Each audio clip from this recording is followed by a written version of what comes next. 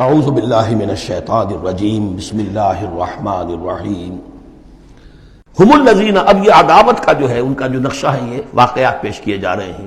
ایک غزوے سے واپسی پر دو مسلمانوں کی کچھ لڑائی ہو گئی، ایک مہاجر تھے اور ایک تھے انصاری۔ اب وہ پانی بھرنے پر کہیں، بلکہ ان کی بھی نہیں، ان کے خادموں کی لڑائی ہو گئی تھی۔ اس کو وہاں منافقوں نے اچھال دیا، مہاجرین اور انصار کا جھگڑا بنا دیا، اور کہا اس وقت آ کے عبداللہ ابن ابی نے، دیکھو تم نے اصل میں اے مدینے والو، یثرب والو، تمہاری مثال تو وہی ہے جو کہتے ہیں کہ سمن کلبک یا کولوک، اپنے کتے کو کھلا پلا کے موٹا کرو کہ کبھی تمہیں ہی کاٹے گا۔ تم نے ان کو جگہ دی، پناہ دی، کھلایا پلایا، اب یہ تمہارے سر کو آ رہے ہیں، غریبانوں کو آ رہے ہیں۔ خدا کی قسم اگر ہم اب مدینے پہنچ گئے تو ان ذلیلوں کو وہاں سے نکال باہر کریں گے۔ ان کی یہ جرت، انصاری کا خادم اور ایک مہاجر کا خادم لڑے ایک انصاری کے خادم سے۔ ہم نے پناہ دی، اپنے ٹکڑے کھلائے، ان کو اپنی جگہ دی، اور آج ہی ہمارے سروں کو آ رہے ہیں، ہمارے منہ کو آ رہے ہیں۔ یہ بکواس اس نے کی۔ وہاں موجود تھے ایک نوجوان زید بن ارقم، انہوں نے جا کے حضور کو بتا دیا۔ حضور نے بلایا، نہیں جی جھوٹ پتہ میں نے نہیں کہا، یہ چھوکرے نے پتہ نہیں کہاں سے سن لیا، یہ چھوکرا کیا ہے یہ، اور آپ اس کی بات مان رہے ہیں میرے معاملے میں۔ خاموش رہے حضور۔ پھر یہ آیات اتر گئی جس نے چھوکرے کو صحیح ثابت کیا کہ کہا انہوں نے یہ۔ تو حضور نے فرمایا کہ لڑکے کے کان نے غلط نہیں سنا تھا، لیکن ایک بات نوٹ کر لیجئے، ان معاملات میں بھی حضور کوئی اقدام نہیں کر سکے عبداللہ ابن ابی کے خلاف۔ یہ نوٹ کرنے کی بات ہے۔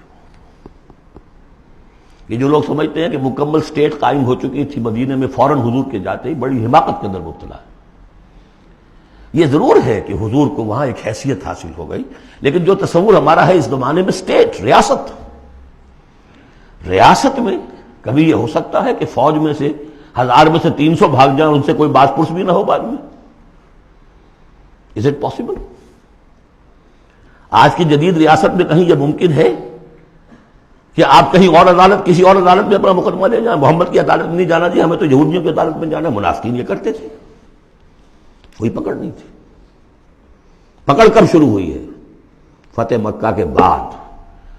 اب یہ اس کی خوش قسمتی تھی عبداللہ ابن ابی کہ اس سے پہلے یہ واصل جہنم ہو گیا خود ہی، ورنہ یہ کہ فتح مکہ کے بعد ریاست قائم ہوئی ہے۔ یہی وجہ کہ اس کے بعد پھر جب جنگ کا اعلان ہوا ہے تو جو نہیں گئے ان سے باز پرس ہوئی ہے، حساب کتاب ہوا، اس سے پہلے نہیں۔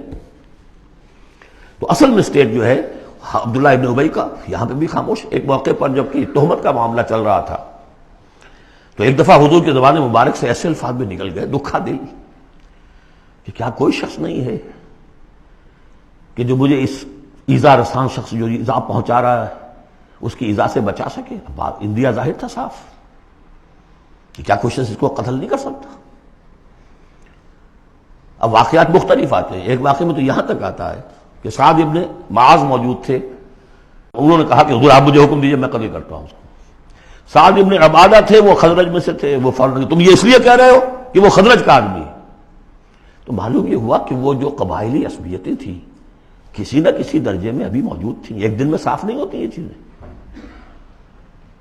پھر حضرت سعد بن عبادہ کہتے ہیں حضور سے، حضور اس شخص کے معاملے میں نرمی کیجئے، اصل میں اس شخص کو ہم بادشاہ بنانے کا فیصلہ کر چکے تھے، اس کے لیے ہم تاج تیار کر چکے تھے، آپ آئے تو اس کے سارے خواب جو ہیں وہ بکھر گئے۔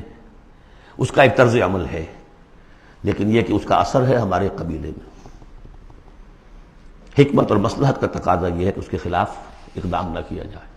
یہ بات سمجھ، ابھی ریاست اس درجے کی نہیں تھی کہ ان تمام چیزوں کو بالکل، ان مصلحتوں کو بالکل نظر انداز کرتے ہوئے جو قدم چاہے اٹھا دیں، یہ نہیں۔ اب کتنا بڑا کفر ان کا چلا آ رہا ہے یہاں پر۔ ہم الذین یقولون لا تنفقوا علی من عند رسول اللہ حتی ینفضوا، یہی ہے وہ لوگ جو کہتے ہیں کہ مت خرچ کرو ان پر جو اللہ کے رسول کے گرد جمع ہو گئے ہیں، دیکھنا ان بستیوں کو تم کے ویراں ہو گئیں، یہ سب بھاگ جائیں گے اگر تم ان کے اوپر خرچ نہ کرو۔ حتی ینفضوا، یہاں تک کہ وہ منتشر ہو جائیں۔ وَلِلَّهِ خَزَائِنُ السَّمَاوَاتِ وَالْأَرْضِ، حالانکہ اصل خزانے کائنات کے، آسمان اور زمین کے اللہ کے اختیار میں ہیں۔ وَلَٰكِنَّ الْمُنَافِقِينَ لَا يَفْقَهُونَ، لیکن ظاہر بات ہے کہ منافقین اس کا فہم نہیں رکھتے۔ یقولون لئن رجعنا الی المدینۃ لیخرجن الاعز منها الاذل، اور وہ کہتے ہیں اگر ہم مدینے لوٹ گئے، اب چونکہ فوج واپس آ رہی تھی ایک جنگ سے، اب جب مدینے پہنچ جائیں گے تو لازماً جو عزت والے ہیں نکال باہر کریں گے ان ذلیلوں کو، اور ذلیل سے مطلب کمزور، ذلیل کا مطلب جو ہے وہ ہماری زبان میں جو ہوتا ہے کمینہ وہ نہیں ہے، ان کو ہم نکال باہر کریں گے۔ وَلِلَّهِ الْعِزَّةُ وَلِرَسُولِهِ وَلِلْمُؤْمِنِينَ، حالانکہ عزت تو اللہ کی ہے اور اہل ایمان کی ہے، اللہ کے رسول کی ہے اور اہل ایمان کی ہے۔ وَلَٰكِنَّ الْمُنَافِقِينَ لَا يَعْلَمُونَ، لیکن یہ منافق جانتے نہیں۔ لیکن ہوا یہ کہ جب یہ قول پہنچا ہے، عبداللہ ابن ابی کے بیٹے کا نام بھی عبداللہ ہے، وہ بڑے مخلص نوجوان، خالص، صادق القول، صادق الایمان، انہیں معلوم ہے میرے باپ نے یہ کہا ہے، تو مدینے میں دروازے میں کھڑے ہو گئے ننگی تلوار لے کر، اپنے باپ سے کہا ہے کہ جب تک تم یہ نہیں مانو گے کہ تم ذلیل ہو، عزت ہے اللہ کے لیے اور اس کے رسول کے لیے اور اہل ایمان کے لیے، اس وقت تک مدینے میں گھسنے نہیں دوں گا۔ فریاد بھی کی، حضور سے بھی کہا، لیکن پھر کہنا پڑا اس کو کہ ہاں اللہ، اس کا رسول اور اہل ایمان عزت والے ہیں، ہم ذلیل ہیں۔ تب داخل ہوئے۔ صدق اللہ العظیم۔